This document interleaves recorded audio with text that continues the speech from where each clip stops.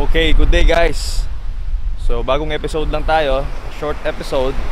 So this episode would be about why I bought my 4-wheel drive and why you should consider getting one.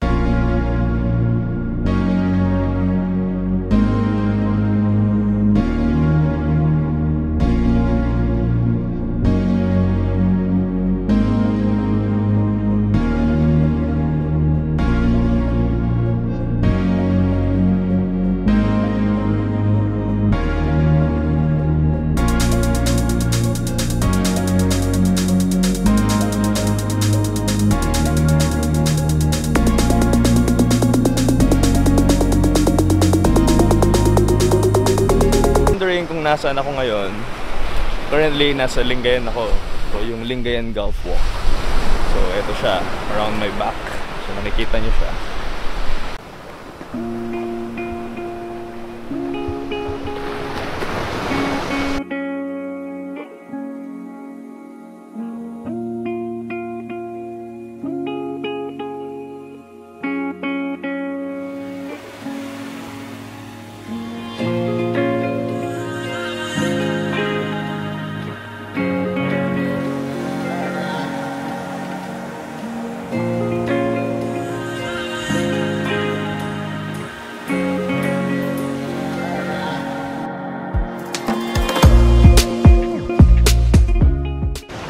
Okay, so guys, currently I own a Pajero 98 model, so yung generation 2.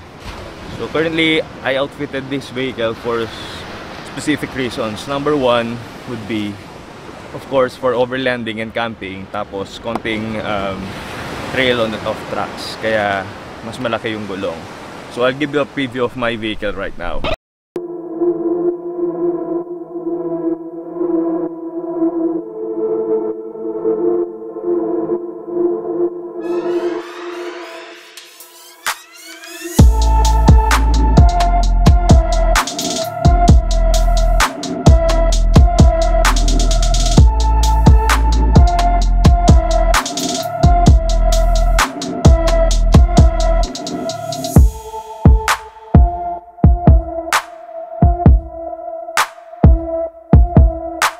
Okay, so this episode will be for those who are considering buying a new vehicle, probably a second-hand or a brand new vehicle. So you might want to watch this and consider getting a 4x4 instead of the regular 4x2 vehicles.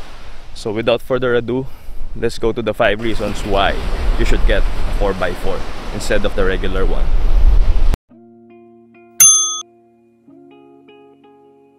Okay, so reason number 1.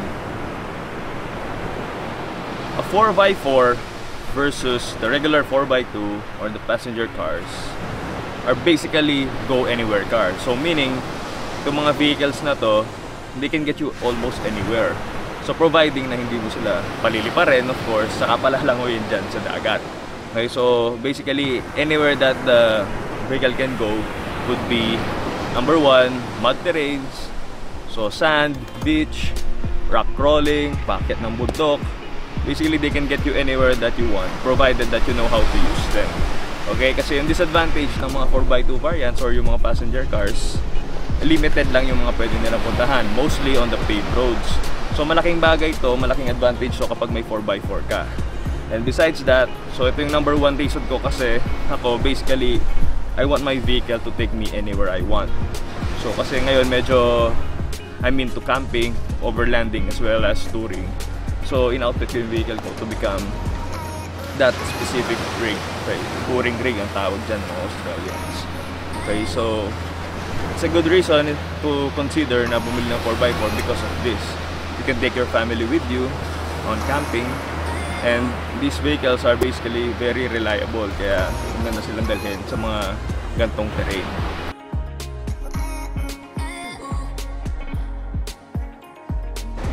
Okay, so reason number 2. 4x4s have safety features that the 4x2s or the regular passenger cars do not have, which is, of course, the all-wheel drive or the 4x4 feature. Okay, so relatively mas safe yung mga 4x4 kumpara mo sa mga regular na 4x2. Bakit? Because yung mga gantong particular na mga sasakyan, mas maganda yung control nila, mas maganda yung traction nila kasi yung apat na gulong gumagana. Specifically kapag wet or umuulan, pag na-engage mo yung 4x4 high or kung all-wheel drive yung sasakyan mo, generally mas safe sila compared kung naka 4x2 ka. Kasi mas may chance na dumulas ka or mad-skid yung sasakyan mo kung rear wheel lang yung gumagana or kung front wheel lang yung gumagana. So generally, magandang reason to consider kasi it's for your own safety. So, yun.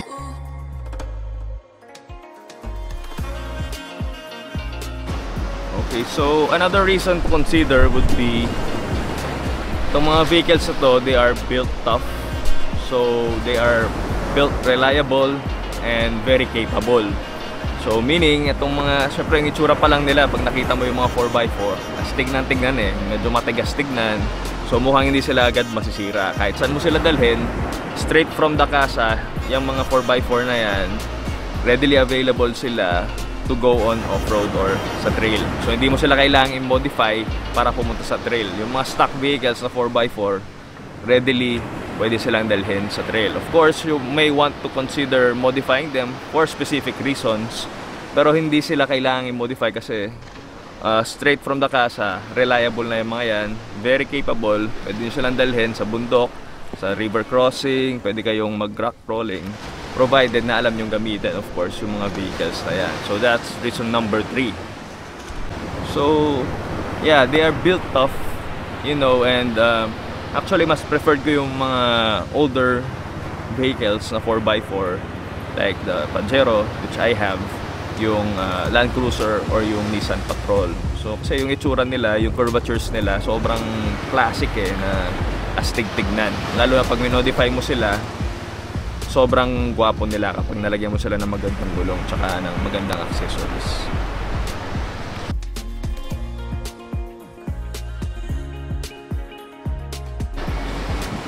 Another reason, so itong mga vehicles na to, yung mga 4x4, you usually see them na ginagamit as a rescue vehicle.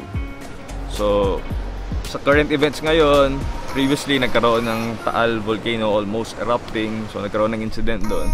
So, yung mga sasakyan na 4x4, mas may advantage na pumunta doon, or kung nandoon ka na mismo, doon sa mismong calamity, mas malaki yung chance na makaalis ka doon kasi meron kang capable na vehicle. So, kung 4x2 lang kasi, mas malaki yung chance na mas stranded ka doon sa mga ganong klaseng lugar. Okay? Tapos sa Pilipinas, we all know that we have rainy season. So madalas may mga particular na lugar na binabaha.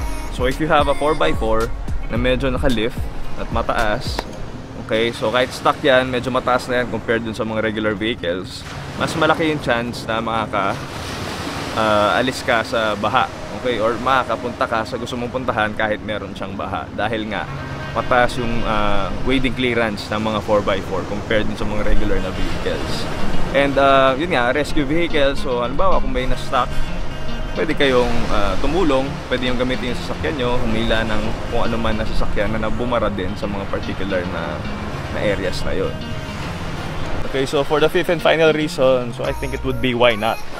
So why not get a 4x4? Of course, it would cost you a bit more, pero it would outweigh the benefits of the vehicle. Kasi nga, yung mga na-mention ko nung una, and besides, you can go for an adventure using a 4x4.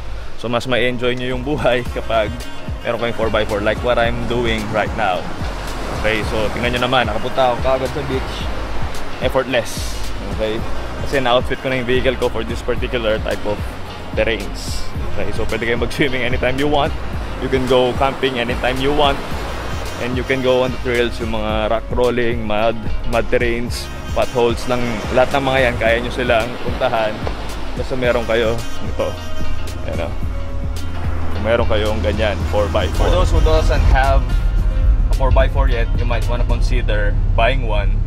And then for those who already have one na hindi pa nila dinadala sa trails, off-road, you might want to consider getting them out there kasi ginawa yung mga yan para doon. Okay, so don't be afraid, built tough yung mga yan, just trust your vehicle, okay? Labas kayo, go for an adventure, and you will see how fun it is to be out there on the trails. So that's it, guys. So I think just a quick summary of what I've said. So number one reason to buy 4-wheel drive would be, one, go anywhere car siya. Number two, for its safety features. Tapos number three, kasi built tough, capable and reliable yung mga ganyang type of vehicles. And number four, you can use them as a rescue vehicle and you can get out of sticky situations kapag naka 4x4 ka compared sa mga 4x2.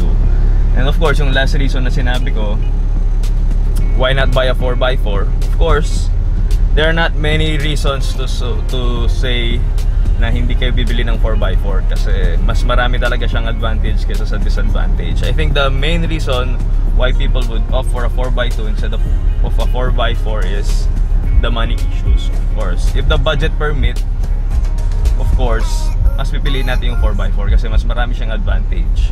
Okay, so that's it for this episode.